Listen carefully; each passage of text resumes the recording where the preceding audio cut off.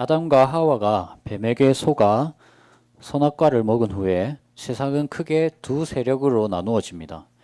하나는 하나님을 대적하고 하나님의 말씀이 이루어지지 않도록 막는 뱀의 후손입니다. 그리고 다른 하나는 이 뱀의 후손, 대적의 머리를 깨뜨리고 하나님의 말씀을 믿고 말씀의 성취를 소망하는 여자의 후손이 있습니다. 이 두 세력은 항상 갈등과 대립과 전쟁을 일으킵니다. 특히 뱀의 세력은 하나님의 말씀이 이루어지지 않도록 자신의 머리가 깨어지지 않도록 많은 술수와 모략을 꾸밉니다. 그리하여 이러한 악행은 여자의 후손을 계속 흔들고 고난당하게 만들며 말씀을 믿는 것에서 멀어지도록 만듭니다. 그러나 우리 하나님은 자신이 하신 약속, 여자의 후손이 뱀의 머리를 깨뜨릴 것이라는 그 약속을 반드시 실현시키십니다. 바로 하나님께서 보내신 사람을 통하여 실현시킬 것입니다. 하나님께서는 사람을 사용하실 때 능력이 뛰어나거나 특출난 사람을 사용하시진 않습니다. 하나님께서 사용하시는 사람은 바로 하나님을 경외하는 사람입니다. 하나님은 자신을 경외하는 자를 사용하셔서 그 약속을 실현시키실 것입니다. 오늘의 본문은 하나님을 경외하는 두 산파의 이야기입니다. 오늘 본문의 시작은 히브리 산파들을 부르는 애굽 왕의 명령으로 시작이 됩니다. 15절 우리 같이 한번 읽어보시겠습니다. 15절 시작.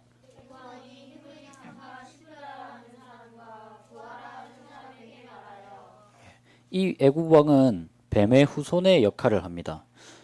이 오늘 본문의 전문맥을 살피면 왜 그런지 알 수 있습니다. 출애굽기 1장 8절에서 10절을 보시면 요셉을 알지 못하는 새 왕이 일어나 애굽을 다스리더니 그가 그 백성에게 이르되 이 백성 이스라엘 자손이 우리보다 많고 강하도다. 자, 우리가 그들에게 대하여 지혜롭게 하자.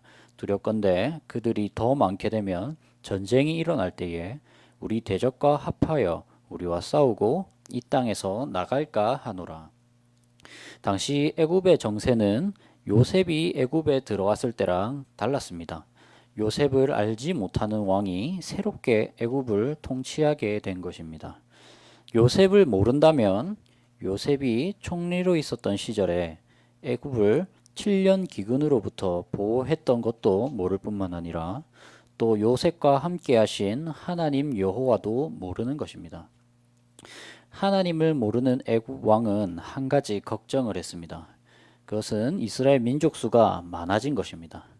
애굽이 다른 나라와 전쟁이 일어나면 수가 많아진 이스라엘은 자신의 나라인 애굽을 돕지 않고 오히려 배반하고 대적과 연합하여 애굽을 공격하고 결국엔 애굽을 벗어날 것을 걱정합니다. 즉 애굽 왕은 출애굽을 걱정하고 있는 것입니다. 그런데 하나님께서는 이전부터 출애굽을 계획하고 계셨습니다. 창세기 15장 13절에서 16절인데 우리 같이 한번 찾아보시겠습니다. 창세기 15장 13에서 16절입니다.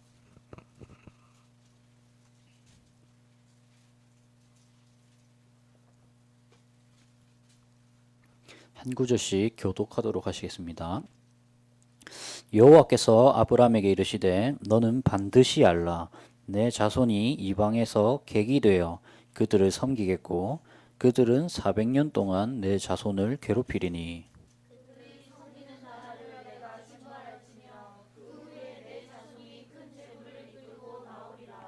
너는 장수하다가 평안히 조상에게로 돌아가 장사될 것이요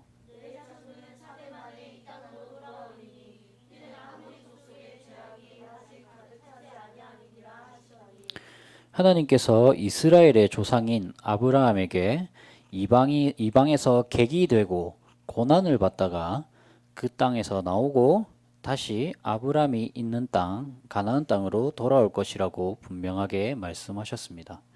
즉 이 말은 애굽에서 이스라엘이 객이 되고 애굽에게 고난을 받다가 출애굽을 하고 아브라함이 말했던 그 가나안 땅으로 돌아올 것임을 말하는 것입니다.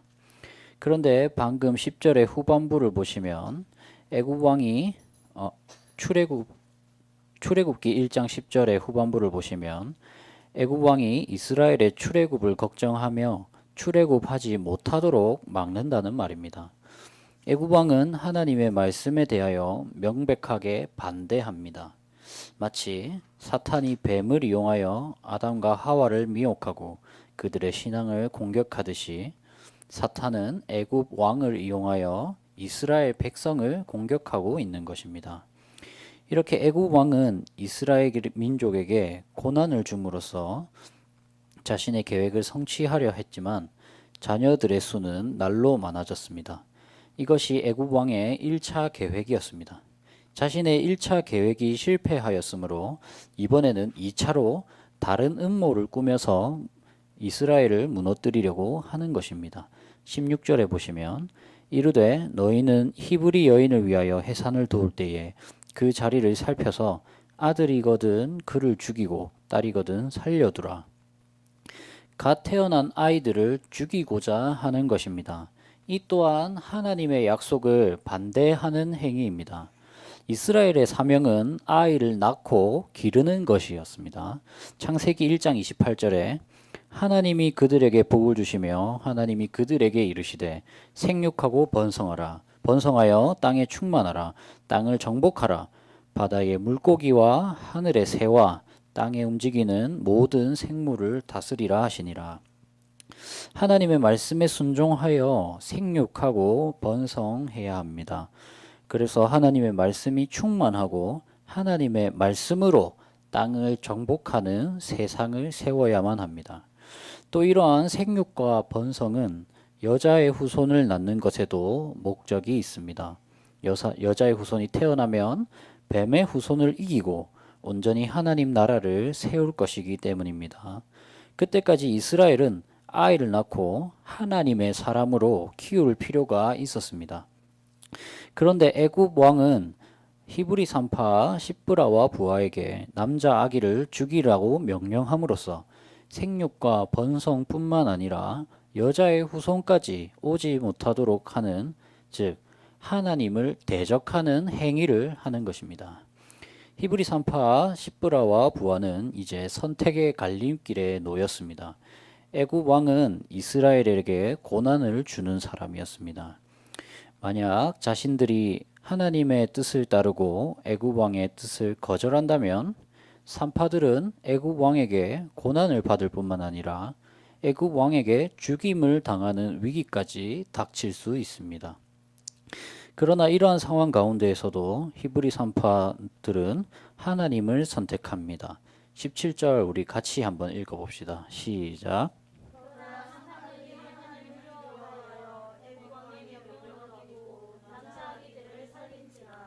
이들이 애굽 왕의 명령을 어기고 남자 아기들을 살려준 이유가 무엇입니까?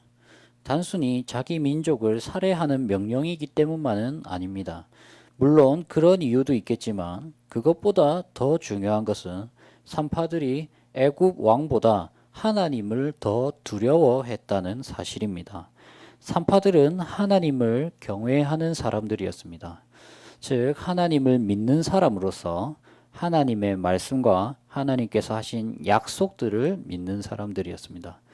만약 자신들이 남자 아이를 죽이게 되면 자신들은 하나님의 약속을 방해하는 뱀의 세력이 되어버릴 것이고, 그렇다면 이들의 최후는 뱀과 같이 자신들의 머리가 깨어질 것입니다. 그러나 남자아이를 죽이지 않고 살려주면 자신들은 여자의 후손을 태어나도록 돕는 역할을 합니다.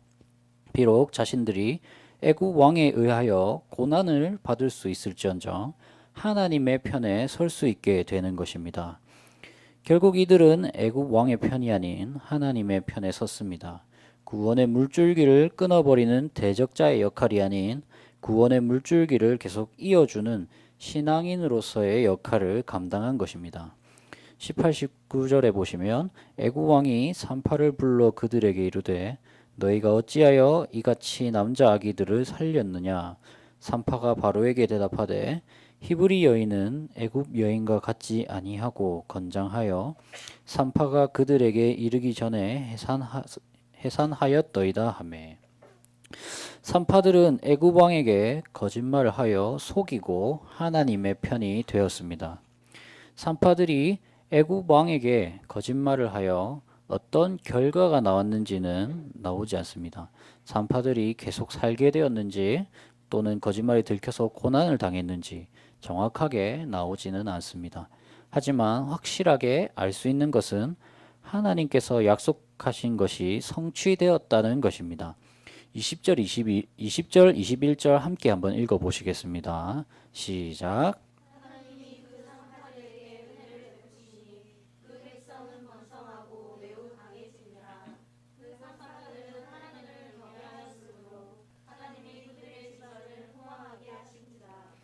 하나님의 후손들은 생육하고 번성하였습니다.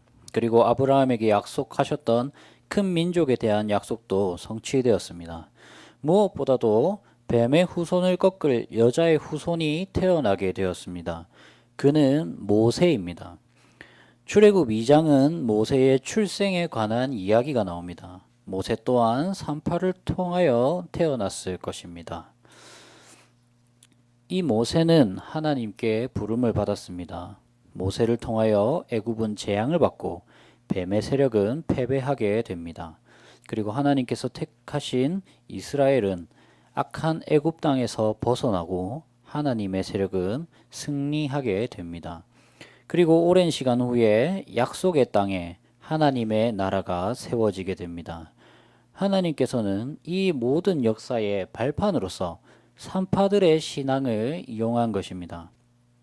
산파들에게 애굽 왕과 그 세력은 눈에 보기에 강대하고 위대하며 자신들에게 충분히 위협적이었습니다만 이러한 것에 현혹당하지 않았습니다.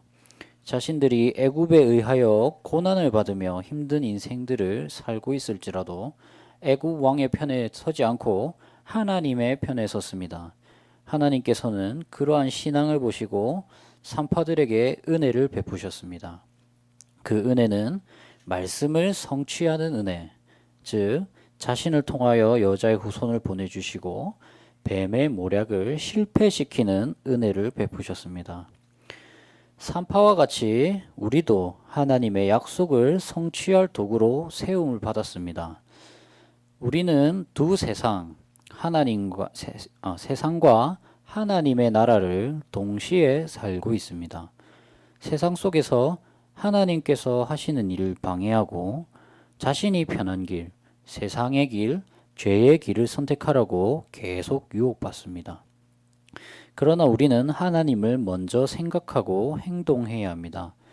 그리고 나를 통하여 또 교회를 통하여 하나님의 말씀이 어떻게 성취될 것인지 계속 고민해 보아야 합니다. 산파의 사명은 아이들을 계속 낳게 함으로써 여자의 후손이 태어나도록 도와주는 것입니다.